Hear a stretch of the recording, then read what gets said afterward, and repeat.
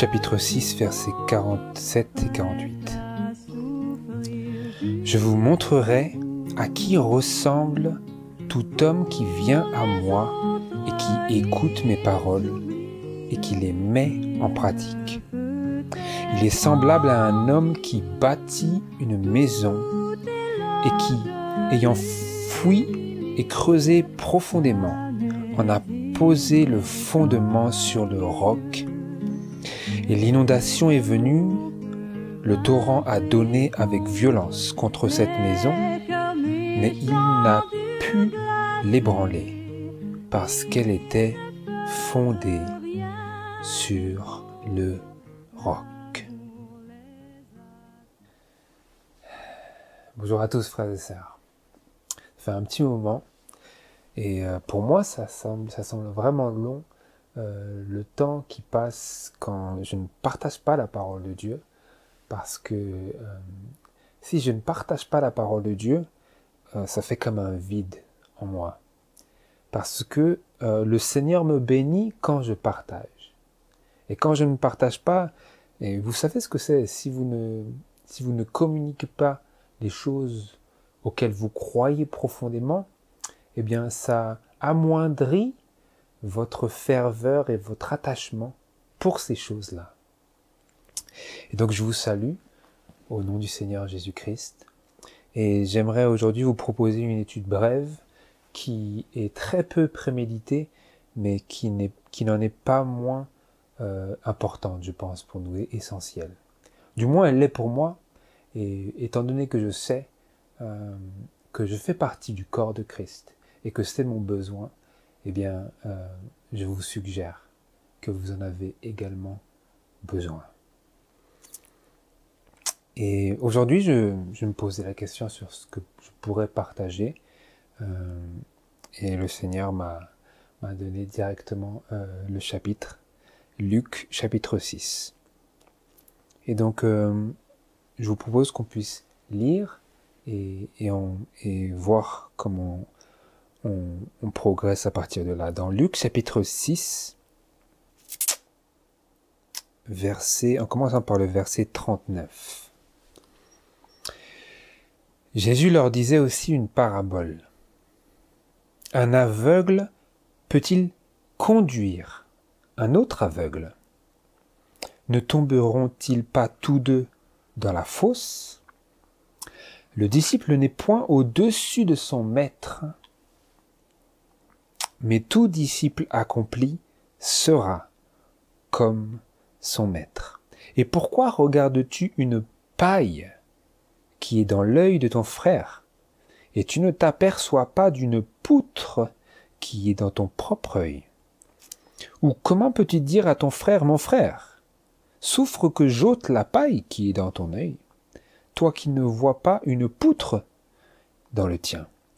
Hypocrite, ôte premièrement la poutre de ton œil, et alors tu verras comment tu ôteras la paille qui est dans l'œil de ton frère.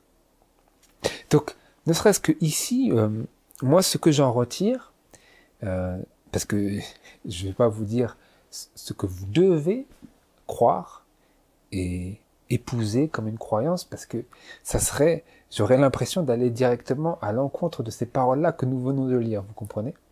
Donc c'est très éprouvant comme déclaration, parce que si j'ai une poutre dans mon œil, eh bien je ne serai pas à même d'ôter la paille qui est dans l'œil de mon prochain, que cette paille soit grande ou petite, que j'ai l'impression de ne pas avoir ce genre de problème ou pas. Je suis moi-même rendu incapable de venir en secours à mon prochain et de lui éclaircir la vision, de le libérer de ses obstacles à sa vision spirituelle, si moi-même je suis aveuglé par mes propres mauvaises habitudes, par mes propres défauts. Donc il me faut absolument et premièrement me débarrasser de cette poutre qui empêche ma vision, figurativement parlant, afin que je puisse être à même de venir aider mon frère, pour qui je me sens si motivé, si ému vis-à-vis de ce défaut que j'arrive à percevoir en sa personne. Et donc ici, nous trouvons une application très appropriée pour notre temps, parce que je vois beaucoup, encore une fois, c'est probablement un penchant à discerner la paille dans l'œil de mon prochain, mais tout de même, il y a cette réalité dans laquelle, en tant qu'adventistes du 7e jour, nous avons, n'est-ce pas, ou du moins nous entendons souvent qu'il faut que nous prêchions le message, il faut que nous proclamons le message, il faut que nous évangélisions les hommes du monde. Mais le Seigneur dit, tu veux faire ça, tu veux faire ça, tu veux faire du bien, mais il faut que tu aies une vision libre de tout empêchement, de toute paille, de toute poutre, afin que tu puisses être à même d'avoir l'esprit, d'avoir la présence d'esprit, la présence de ton esprit et de l'esprit de Dieu en toi pour pouvoir être capable de correctement partager le message pour lequel tu es si engoué. Ce message pour lequel nous sommes si motivés, pour lequel nous avons une telle ferveur, eh bien il faut que je sois sûr, si je veux le partager, que j'ai ôté toute entrave à ma vision spirituelle. Autrement, je risque de faire des dégâts.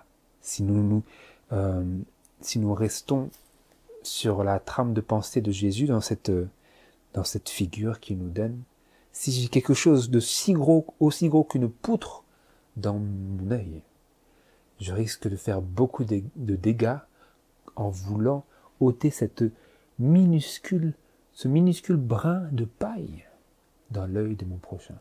Donc si je veux parler du sabbat, si je veux parler de la fin des jours, si je veux parler de l'amour de Dieu, si je veux parler de la destruction de cette terre, il faut absolument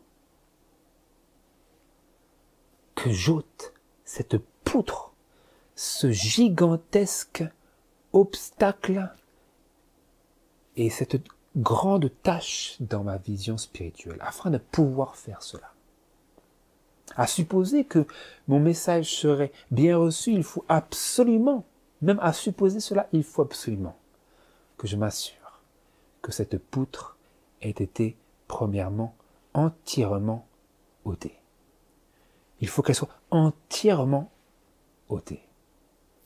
Je ne peux pas juste couper un morceau, le plus gros, et garder l'autre qui me rend incapable de discerner les choses spirituelles telles que Dieu les discerne.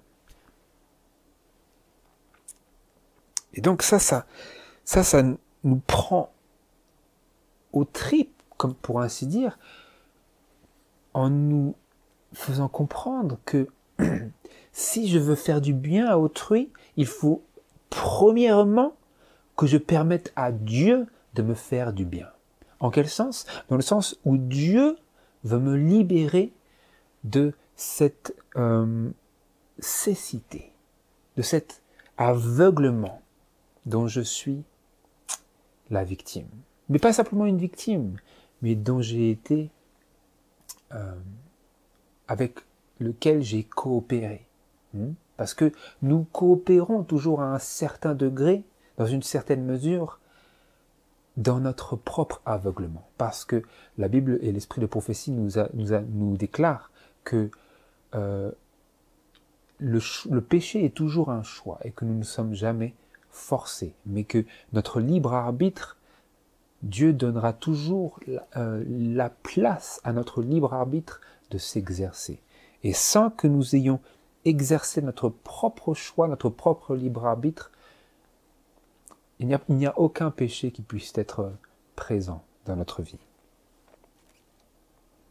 Et donc tous les péchés qui sont présents, toutes les mauvaises habitudes, tous les défauts, toutes les imperfections, elles sont dues, ils et elles sont dues à des mauvais choix. Et pour pouvoir aider mon prochain, il faut d'abord que je me débarrasse de ces mauvaises habitudes, de ces aveuglements. Verset 43. Donc, c'est pour terminer la pensée avant de poursuivre. Donc, si je veux vraiment, bien que cela ait déjà été fait en grande partie, mais si je veux vraiment présenter le message, il faut que j'ai une vision telle que j'arriverai à discerner quand le message sera reçu. Parce que Jésus a dit qu'il ne faut pas jeter ses perles au pourceau. Mais si il me manque de discernement, parce que j'ai une poutre en mon œil et en mes yeux, eh bien il se peut que je vais courir vers une activité à laquelle Dieu ne m'a pas appelé.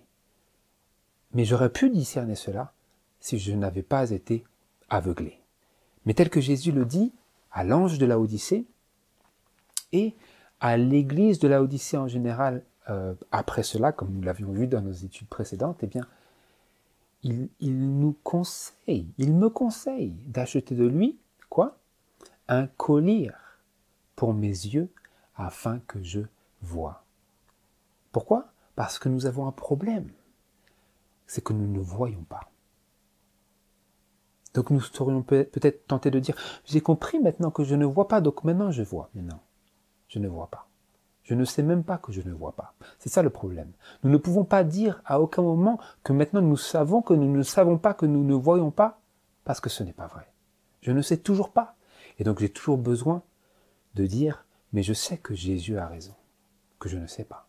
Et donc j'ai besoin de toujours me diriger mes affections, mon attention vers sa parole, à la fois dans la Bible, dans sa parole, la parole de Dieu, et dans l'esprit, le témoignage, l'esprit de prophétie, le témoignage de Jésus, dans lequel il nous éclaire et il veut restaurer notre vision, afin que nous puissions être à même de faire du bien aux autres, sans quoi nous ne pouvons et nous ne pourrons jamais faire quelque bien que ce soit.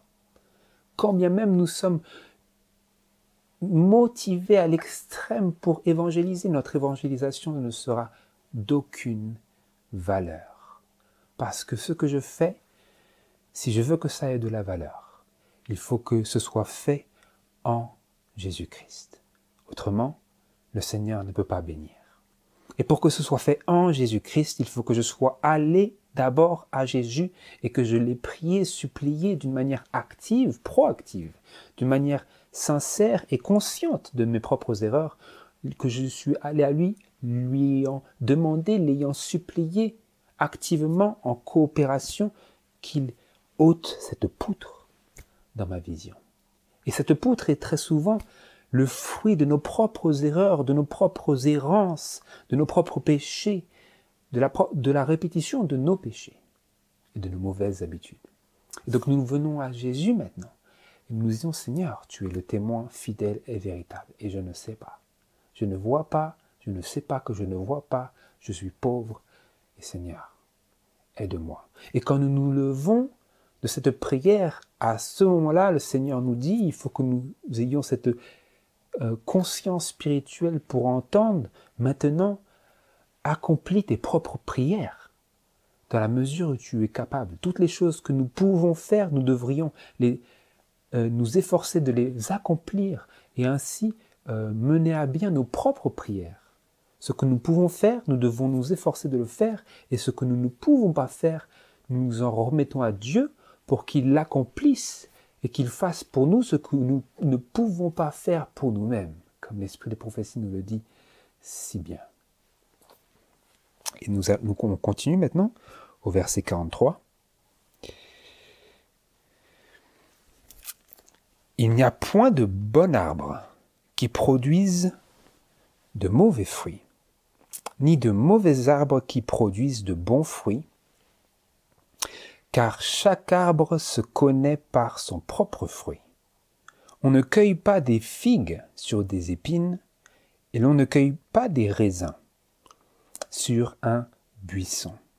L'homme de bien tire de bonnes choses du bon trésor de son cœur, et l'homme méchant tire de mauvaises choses du mauvais trésor de son cœur, car c'est de l'abondance du cœur que la bouche parle. Et oui, nous espérons peut-être, des fois nous nous disons, oui mais par la force des choses, je vais arriver à faire ce que je n'ai pas dans le cœur de faire. Ce n'est pas possible, ça ne fonctionne pas comme cela. Le Seigneur dit, de l'abondance du cœur, la bouche parle. Et donc c'est vraiment ce qu'il y a dans mon cœur qui va déterminer ma capacité à faire le bien, à dire le bien, à évangéliser. Évangéliser, ce n'est pas ce que cela a été élevé comme étant. Ce n'est pas ce que cela nous a été présenté comme étant. Évangéliser, c'est plus que ça. Évangéliser, c'est premièrement venir à Jésus pour qu'il m'ouvre les yeux. Il m'ouvre les yeux sur quoi? Sur mes erreurs, sur mes péchés.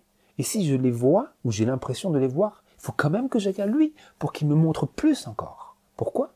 Parce que nous sommes appelés à faire partie de ces 144 000. Comment sont-ils? Ils sont sans tache.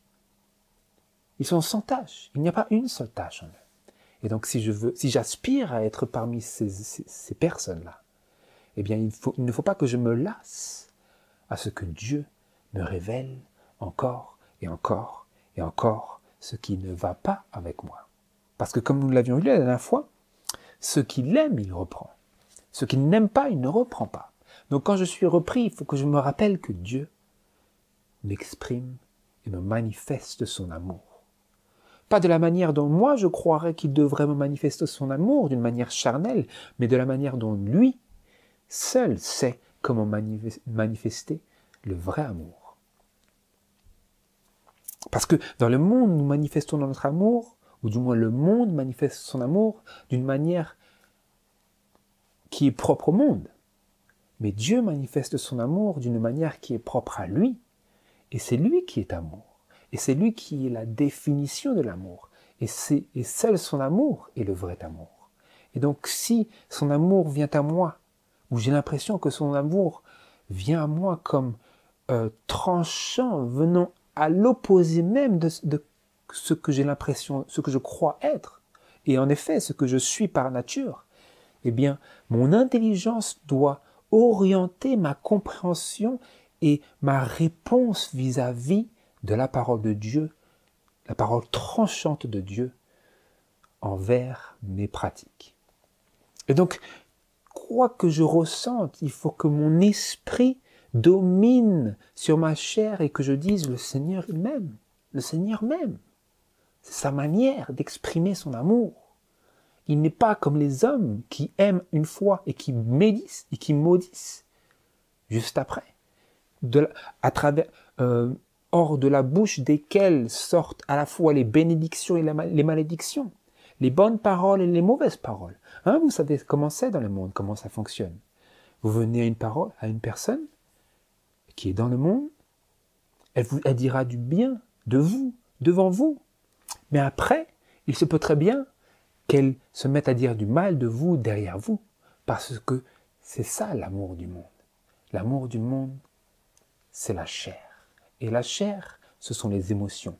Et quand on se sent de dire du bien, on dira du bien. Et quand on se sent de dire du mal, on dira du mal parce que c'est ce qu'on a envie de faire. Mais Dieu, il n'est pas comme ça. Et Dieu, il veut notre bien. Et donc, il nous reprend parce qu'il veut nous amener à sa sainteté.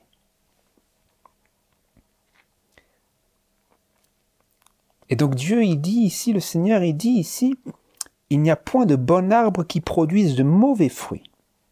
Donc si je suis un bon arbre, je ne produirai pas de mauvais fruits. Et il n'y a pas de mauvais arbres qui produisent de bons fruits. Donc le Seigneur, il dirige nos pensées, il essaye à nous faire échapper, il essaie de nous aider à échapper à ces illusions spirituelles par lesquelles le diable essaie de couvrir notre entendement et notre intelligence. Il nous dit, si tu es un mauvais arbre, à cause de tes pratiques de vie, de tes erreurs, de tes errances, de tes imperfections, de tes défauts que tu as cultivés avec le temps, ne te trompe pas toi-même, tu ne pourras pas porter de bons fruits. Ne te dis pas que ça ira, je ferai plus ou moins avec, ça passera juste, ça passera. Non, le Seigneur, il dit, si tu es un mauvais arbre, il faut que tu viennes à moi et que je détruise cet arbre, que je le brûle et que je crée en toi un nouveau cœur. Hein? La prière du psalmiste David dans le psaume 51. Crée en moi allons-y, j'ai pas envie de dire de bêtises. Le psaume 51. Quelle est cette prière que Dieu accomplit en nous?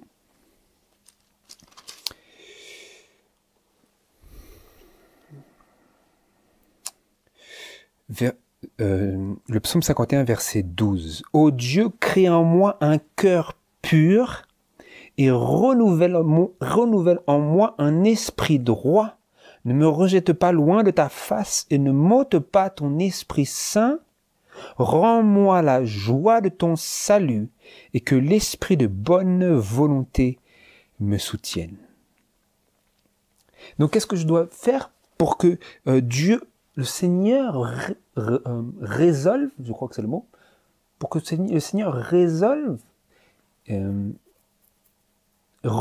pour que le Seigneur remédie à cette tragique situation dans laquelle je suis vautré, parce que je suis un mauvais arbre et je ne peux pas produire de bons fruits, eh bien, je dois venir à Dieu et dire, Seigneur, il n'y a rien de bon. Tu ne peux rien récupérer en moi. Et donc je lui dis, crée en moi un cœur pur. Un cœur pur. Comme il a promis, j'ôterai de votre cœur ce cœur de pierre, de vous-même ce cœur de pierre, et je mettrai en vous un cœur de chair. Et donc je dis, ma prière à Dieu, en harmonie avec cette promesse de Dieu, c'est crée en moi un cœur pur. Renouvelle en moi un esprit droit. Il n'y a plus rien de bon. Il faut que tu effaces tout ça. Renouvelle en moi un esprit droit. Pour que je sois quoi? Un bon arbre qui produise de bons fruits. Parce que je ne peux pas produire de bons fruits, parce que je suis un mauvais arbre. Comme c'est écrit dans Romains chapitre 3, il n'y a pas un juste, parce que tous ont péché et sont privés de la gloire de Dieu. Et donc, étant pécheur, étant de cette nature-là, je ne peux pas venir à Dieu et dire, bon voilà, accepte mon offrande de sacrifice, d'obéissance. Elle est mauvaise. Il n'y a rien de bon là-dedans. Et je ne peux pas servir Dieu, je ne peux pas évangéliser pour Dieu, je ne peux pas parler de l'amour de Dieu, je ne peux pas déclarer le nom de Jésus-Christ. C'est tout pourri. Vous comprenez? D'où la nécessité pour nous de comprendre, si je veux faire du bien, il faut que j'accepte que Dieu me fasse du bien. Et la manière dont Dieu veut me faire du bien, c'est de me faire accepter qu'il n'y a rien de bien en moi et que j'ai besoin que Dieu il crée en moi le bien. Que Dieu, il habite en moi, que Dieu, il crée en moi un cœur pur, qu'il renouvelle en moi un esprit droit, qu'il me rende la joie de son salut. Et il n'y a aucune autre manière par laquelle cela puisse être possible que par Jésus-Christ habitant en moi par l'Esprit de Dieu. Il n'y a aucun autre moyen, frères et sœurs. Nous essayons des fois de faire des raccourcis ou de rallonger, mais selon la chair, et pour éviter cette croix. Mais il n'y a aucun autre moyen d'aller au ciel que par la croix. Et notre cheminement aussi doit être par la croix. Ce n'est pas quand j'ai fini ma marche chrétienne et que je suis prêt à être repris par Jésus dans le ciel, à ce moment-là, je traverserai la croix. Non, la croix, c'est maintenant ou jamais, frères et sœurs. Détourne ta face de mes péchés, je lis verset 11 du psaume 51. Détourne ta face de mes péchés, efface toutes mes iniquités. Si je lui dis efface toutes mes iniquités, qu'est-ce que je lui dis? Je lui dis, Seigneur, il n'y a que la poutre, je ne vois rien, je suis aveugle. Viens-moi en aide. Et je mets toute ma force de volonté du côté de ma prière.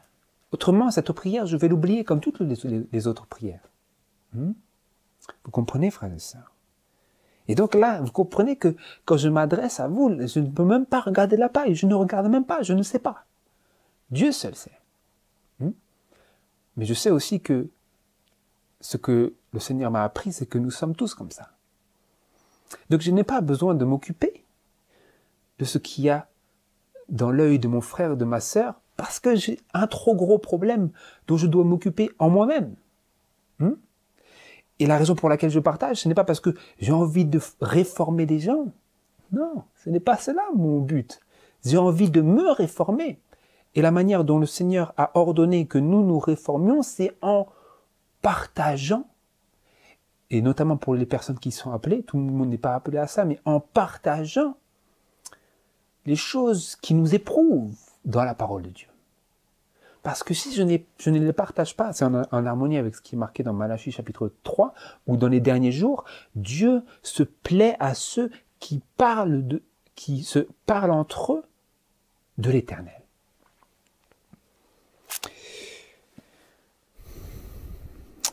Et je continue dans le verset 44 de Luc chapitre 6, on y était, on continue. Car chaque arbre se connaît par son propre fruit. On ne cueille pas des figues sur des épines, et l'on ne cueille pas des raisins sur un buisson. L'homme de bien tire de bonnes choses du bon trésor de son cœur, et l'homme méchant tire de mauvaises choses du mauvais trésor de son cœur, car c'est de l'abondance du cœur que la bouche parle. Pourquoi donc, verset 46, « Pourquoi donc m'appelez-vous Seigneur, Seigneur, tandis que vous ne faites pas ce que je dis ?» C'est pour ça que, quand j'ai lu ça, je me suis dit, je peux... Des fois, ça peut nous arriver, frères et sœurs, nous sentons complètement rabougris par la parole de Dieu, n'est-ce pas? La parole de Dieu vient à nous et nous ne savons plus quoi dire. Nous avons envie de dormir. Nous avons envie de dormir. Parce que le Seigneur nous confronte à qui nous sommes vraiment. Et il n'y a que Dieu qui fait cela. Le monde n'a pas cette capacité, n'a pas ce désir de confronter l'homme à sa vraie nature, de confronter l'homme à ses vraies erreurs, de confronter l'homme à ses profonds échecs. Le monde n'est pas enclin à faire cela, parce que ce n'est pas en sa nature, ce n'est pas en sa capacité. Mais Dieu fait cela pour nous, ou du moins désire faire cela avec nous et pour nous, parce qu'il a soin de nous. Mais comme je l'ai dit précédemment, nous voyons ici vraiment comment cela se manifeste. Eh bien, naturellement, nous recevrons cette déclaration de Jésus comme un affront. Un affront. Comment tu me dis ça? Je t'ai servi, mais au fond de nous, nous savons qu'il a raison. Que dit-il? Pourquoi m'appelez-vous Seigneur, Seigneur, tandis que vous ne faites pas ce que je dis? Le Seigneur, il dit, tu m'aimes, tu me parles, tu me pries, mais pourquoi tu fais pas ce que je te dis? Vous comprenez le langage simple, il n'y a pas plus simple de Jésus. Mais l'homme est compliqué dans son péché. L'homme complique les choses par son péché. Mais les choses sont simples, mais elles deviennent compliquées à l'esprit de l'homme à cause de sa désobéissance. Vous comprenez? Et oui, nous réalisons ça, nous ne pouvons que réaliser ça à la lumière de ce que dit le Seigneur. Autrement, nous restons dans notre ignorance, dans notre aveuglement. Et donc c'est en venant à sa parole que le Seigneur ôte la poutre qui est dans notre œil, dans nos yeux, dans tout ce qui nous permet de discerner parce que nous sommes complètement aveuglés. Mais si nous venons à sa parole, alors nous sommes assurés qu'il y a bel et bien quelque chose que Dieu est en train d'accomplir en nous, à savoir il est en train de nous restaurer la vue, comme c'était déclaré par le psalmiste, restaure en moi, renouvelle en moi, excusez-moi, ma mémoire n'est pas la meilleure, renouvelle en moi un esprit droit et quoi?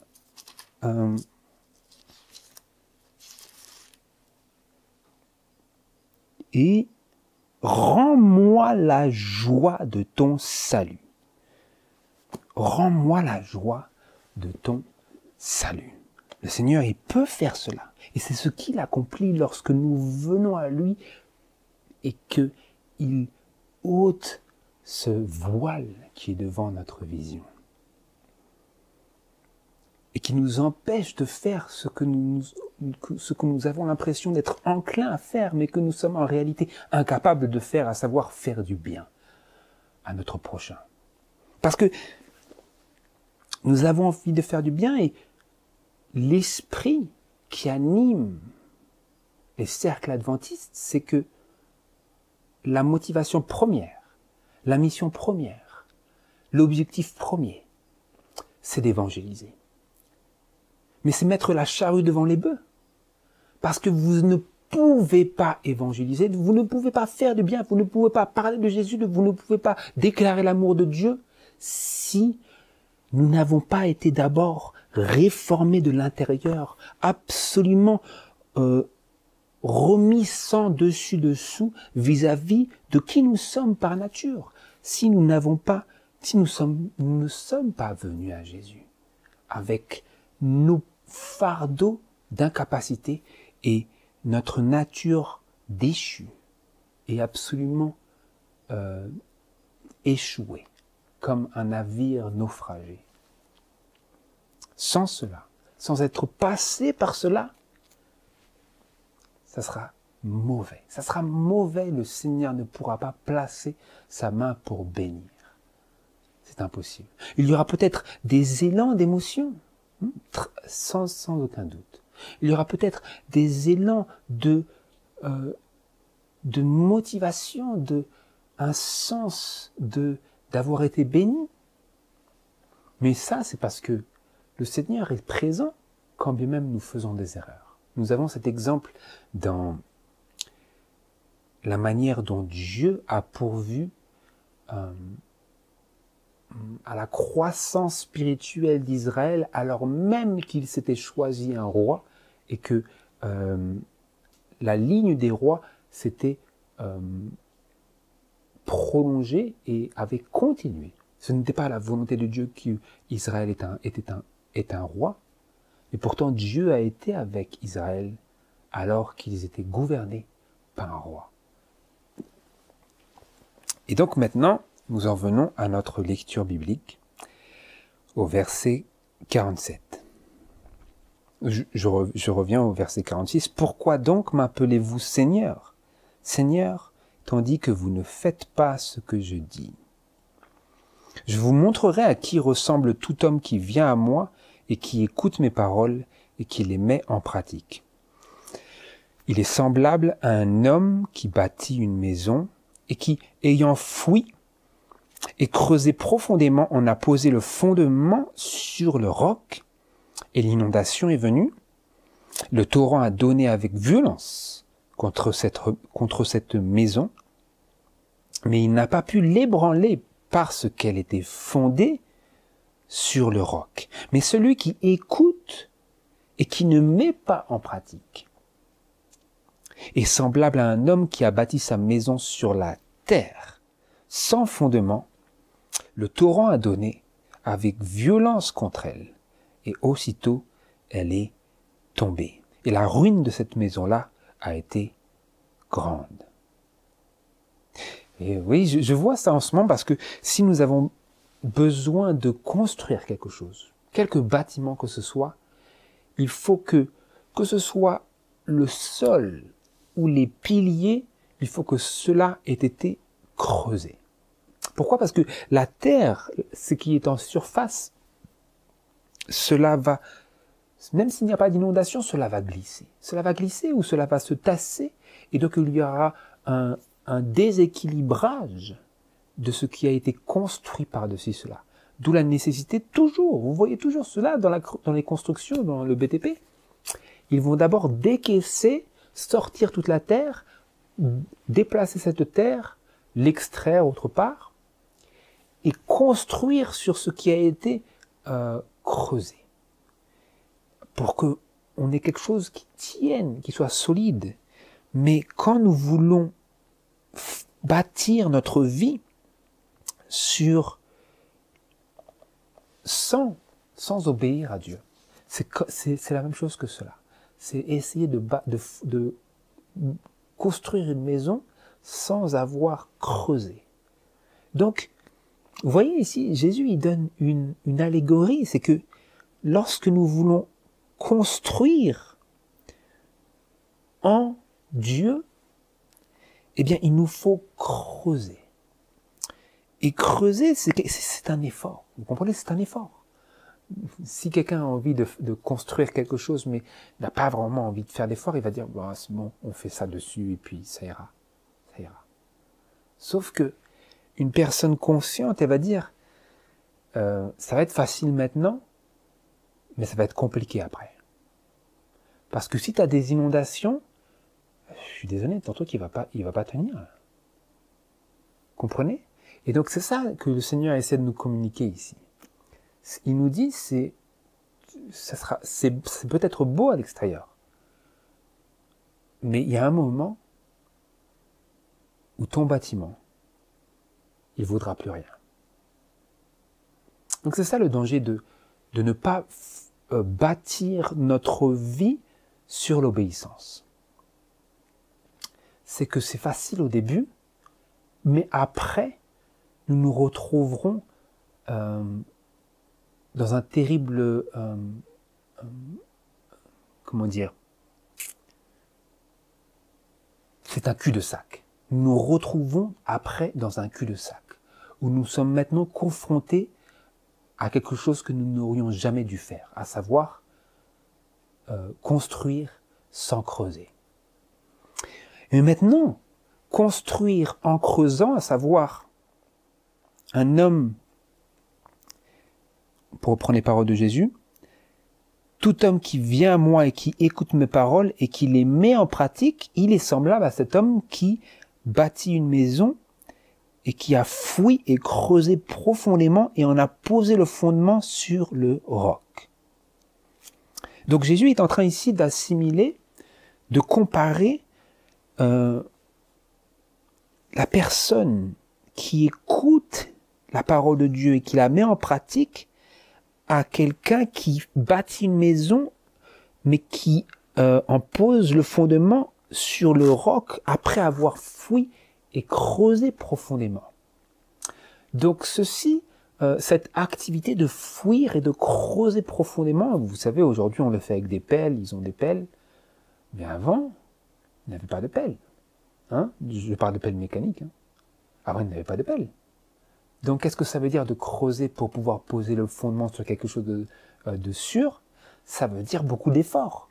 Vous imaginez, sans pelle mécanique, de creuser votre fondement pour votre maison, votre bâtiment, votre étable, quoi que ce soit? C'est beaucoup de travail. Un peu comme aujourd'hui, j'imagine que les Amish, ils le font, hein, parce que beaucoup d'entre eux aujourd'hui construisent leur grange sans outils, tout de manière manuelle. Donc on peut s'imaginer très certainement qu'ils creusent les fondements, eux, à la main. Eh bien, c'est vers cela que Jésus est en train ici d'attirer notre attention. C'est la personne qui écoute ma parole et qui la met en pratique, c'est celle qui fait des efforts. Et c'est celle qui réalise que si elle opte pour la facilité maintenant, elle sera confrontée à quelque chose qu'elle n'a pas envie d'affronter plus tard. À savoir, la perte de toute chose. La perte de toute chose, sans parler de la vie éternelle et de l'âme. La perte de tout. Mais si je prévois, si j'ai cet esprit de prévision, d'anticipation, parce que c'est ça c'est à cela que cela équivaut de creuser pour poser le fondement de la maison sur une base stable. C'est anticiper. C'est anticiper. C'est ne pas juste se focaliser sur ce que nous pouvons avoir maintenant, ce que nous pouvons faire maintenant, ce dont nous pouvons jouir immédiatement, mais la perspective future de ce que nous sommes en train de faire. Hein, je suis toujours en train de rester proche de cette illustration que Jésus nous donne. Si j'envisage d'avoir quelque chose qui dure, et là nous parlons du caractère, hein, il s'agit ici vraiment d'édifier notre vie chrétienne. C'est de ça dont Jésus il nous parle ici. Eh bien, si je veux être sûr que ce que je suis en train de faire a de la valeur, il faut que je creuse. Il faut que je creuse. Et creuser, comme je viens de le dire, ça va demander de ma part de sérieux efforts. Hein, ce n'est pas comme si je peux louer une pelle mécanique pour 80 € pendant 3 jours et faire tout le travail. Non, ce n'est pas ça dont Jésus nous parlait. Parce que ça n'existait pas. Jésus nous parlait, tu vas devoir creuser à la sueur de ton front pour faire quelque chose de solide et de vrai. Et quelque chose sur quoi je vais pouvoir placer ma bénédiction. C'est de ça dont Jésus nous parle. Il nous dit, celui qui écoute ma parole et qui obéit, il est comme cette personne-là, qui a passé des mois à creuser pour que sa maison elle tienne. Il n'est pas comme ceux-là qui ont opté pour la facilité, qui ont tout construit en quelques mois et après, ils ont vu leur bâtiment, leur maison ravagée. C'est bien au début, mais après, il n'y a plus rien.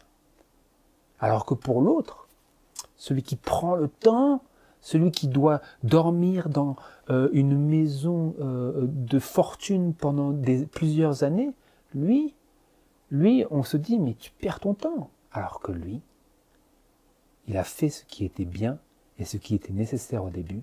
Et ensuite, il n'a pas à rougir lorsque la tempête vient tout dévaster, lorsque les crues viennent déferler sur ces régions qui sont autrement épargnées. Donc voilà cette illustration profonde du Seigneur et pratique. C'est vraiment pratique. Hein. C'est facile d'écouter, parce que Jésus n'est pas en train de parler de personnes qui écoutent et celles qui n'écoutent pas. Il parle de personnes qui écoutent et qui font, et de celles qui écoutent et qui ne font pas. Donc écouter, ce n'est pas un problème. C'est ce que nous faisons avec ce que nous entendons. Jésus dit, tu écoutes ou tu n'écoutes pas, ça ne fait aucune différence. Ce n'est pas écouter qui est le facteur. C'est ce que je fais avec ce que j'entends de la parole de Dieu. Comme c'est écrit dans Romains, la foi vient de ce qu'on entend et ce qu'on entend de la parole de Dieu. Mais la foi, c'est faire aussi. Comme c'est écrit, je crois, dans 1 Corinthiens, je ne sais plus où. La foi que nous sommes appelés à exercer, c'est la foi qui agit par l'amour. Et, comme l'esprit de prophétie nous le dit, qui purifie l'âme. Donc une foi qui agit par l'amour, parce qu'on ne peut pas agir par la peur. Une peur angoissée par les terreurs du jour de Dieu, ça ne nous fera pas vraiment agir, ça ne sera pas la vraie foi. Mais la foi qui agit par l'amour, celle-là, elle nous purifiera. Elle nous purifiera parce que nous mettrons de vrais efforts en vue de construire un vrai bâtiment, le bâtiment du caractère, qui, comme l'esprit de prophétie nous dit, sera la seule chose que nous apporterons avec nous au ciel. C'est la seule chose. Donc, il nous incombe, ne nous incombe-t-il pas, frères et sœurs, de construire cette chose-là, qui seule durera bien, de bien la construire, de ne pas la faire de manière nonchalante, vite fait, simplement, sans difficulté. Non, parce que ce qui a été fait comme ça sera dévasté, comme l'illustration nous le présente. Dans l'image que Jésus nous donne, il s'agit d'une maison. Dans la réalité, de quoi s'agit-il? C'est que quand le jour de Dieu vient, quand les persécutions arrivent, quand les épreuves angoissante arrive, si je n'ai pas fondé ma maison sur le roc, après avoir fouillé, creusé, travaillé à la sueur de mon front, figurativement parlant, eh bien quand le jour de Dieu vient, je vais être emporté. Emporté comment? Qu'est-ce que cela veut dire? Je n'aurai pas la vigueur, je n'aurai pas la force mentale et spirituelle pour supporter l'épreuve, pour résister à la tentation. Parce qu'il y aura des tentations que vous ne pouvez pas encore aujourd'hui imaginer.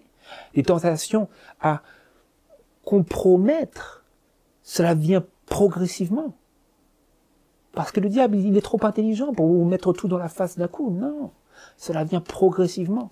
Et si en parallèle, nous ne sommes pas en train de construire progressivement de la manière dont Jésus nous a appelés à construire, à savoir en creusant, en faisant des efforts, en mettant en pratique la parole que nous avons entendue, eh bien, à ce moment-là, le moment terminal, eh bien, nous aurons été menés pas à pas par le bout du nez, comme un âne par la carotte, à faire de plus en plus de compromis, à résister de moins en moins, à nous soumettre au joug de l'emprise du monde de plus en plus, jusqu'à ce que nous arrivions au moment final et nous disions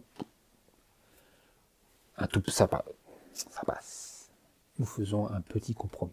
Mais ce petit compromis est l'accumulation de tous les petits compromis qui se sont suivis jusqu'ici à travers notre non mise en pratique de la parole de Dieu que nous avons entendue. Et à ce moment-là, tout est ravagé. Le caractère a été renversé. Comment? Par les stratagèmes de l'ennemi. Donc si nous ne voulons pas en arriver à ce stade final, il faut qu'aujourd'hui, nous prenions une décision. Il s'agit d'une décision, frères et sœurs. C'est une décision, non pas comme, vous savez, ces résolutions de fin de l'an ou de nouvelle année, où nous disons, nous voulons faire ça, ça, ça, ça. Ça, c'est le monde qui fait cela. Chaque année, on fait une résolution. Bon, après, un mois plus tard, on a oublié. Non, mais les décisions que nous sommes appelés à faire en tant que croyants, en tant que adventistes du 7e jour, et tout ce que cela veut vraiment dire. Hein? Pas un mot que vous jetez en l'air comme ça de manière si légère. Non, en étant des personnes qui attendent activement le retour et qui veulent hâter le retour de Jésus.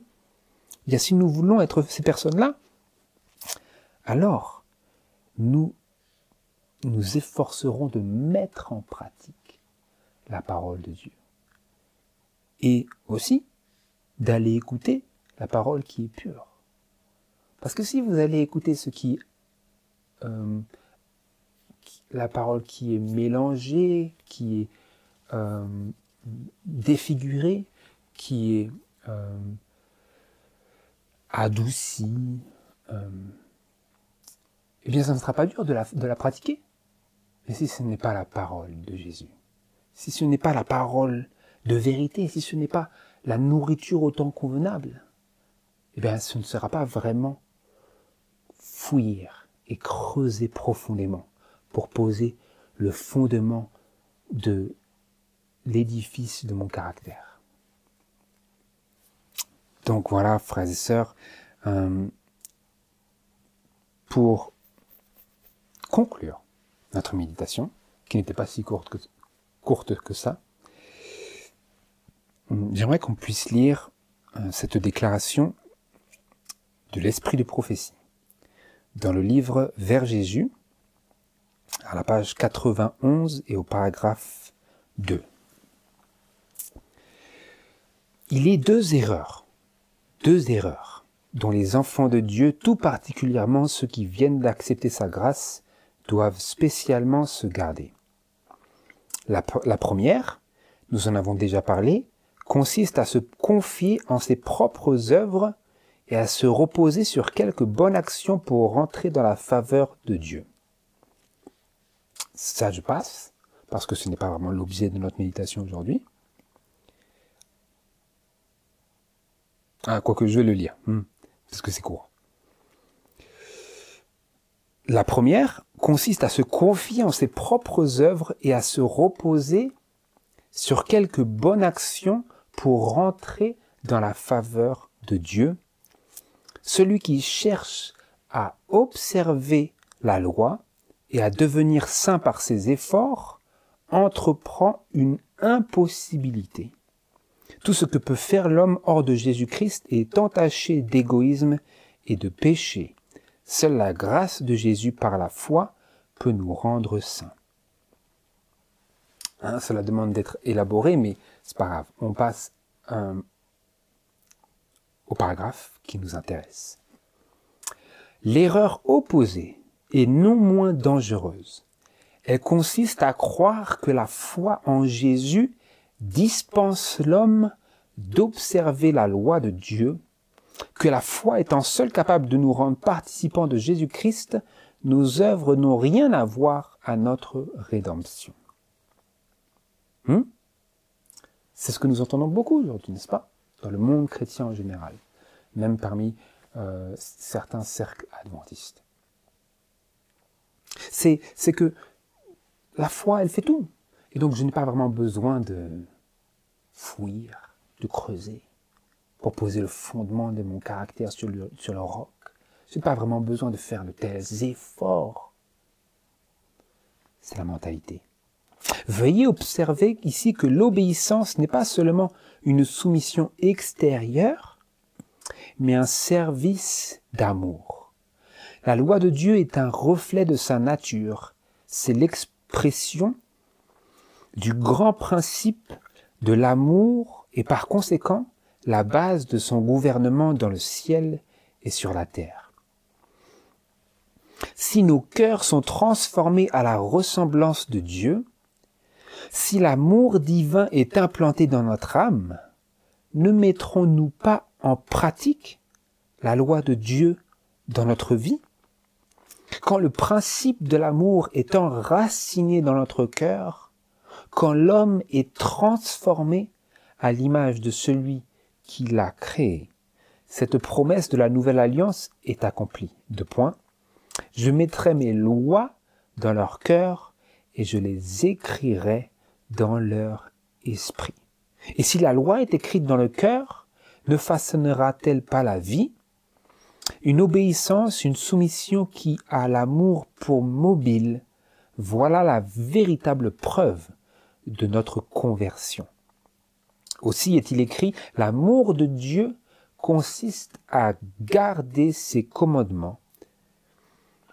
Celui qui dit « je l'ai connu » et qui ne garde pas ses commandements est un menteur et la vérité n'est point en lui. Loin de dispenser l'homme de l'obéissance, la foi seule le rend participant de la grâce de Jésus-Christ qui le met à même d'être obéissant. Nous ne gagnons pas le salut par notre obéissance puisque le salut est un don gratuit de Dieu qui s'obtient par la foi. Par contre, l'obéissance est le fruit de la foi. Vous le savez, Jésus a paru pour ôter les péchés et il n'y a point en lui de péché. Quiconque demeure en lui ne pêche point, quiconque pêche ne l'a pas vu et ne l'a pas connu. Là est la pierre de touche. Si nous demeurons en Jésus, si l'amour de Dieu demeure en nous, nos sentiments, nos pensées, nos desseins, nos actes seront conformes à la volonté de Dieu telle qu'elle est exprimée dans les préceptes de sa sainte loi. Petits enfants, que personne ne vous séduise. Celui qui pratique la justice est juste. 1 Jean chapitre 3 verset 7. La justice est définie par la sainte loi de Dieu énoncée dans les 10 préceptes donnés sur le mont Sinaï. La prétendue foi en Jésus-Christ qui délie les hommes de l'obligation d'obéir à Dieu n'est pas de la foi, mais de la présomption. C'est par la grâce que vous êtes sauvés, lisons-nous dans Éphésiens chapitre 2, par le moyen de la foi, mais la foi, si elle n'a pas les œuvres, elle est morte en elle-même. Éphésiens chapitre 2 verset 8 et Jacques chapitre 2 verset 17.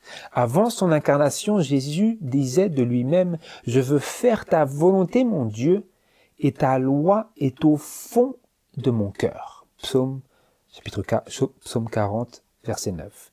Et au moment de remonter au ciel, il faisait cette déclaration, « J'ai gardé les commandements de mon Père et que je demeure dans son amour. » Si nous gardons ces commandements, par là nous savons que nous l'avons connu, dit l'Écriture.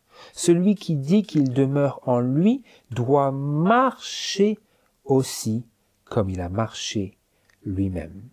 1 Jean chapitre 2 versets 3 à 6. Christ aussi a souffert pour vous, vous laissant un exemple afin que vous suiviez ses traces.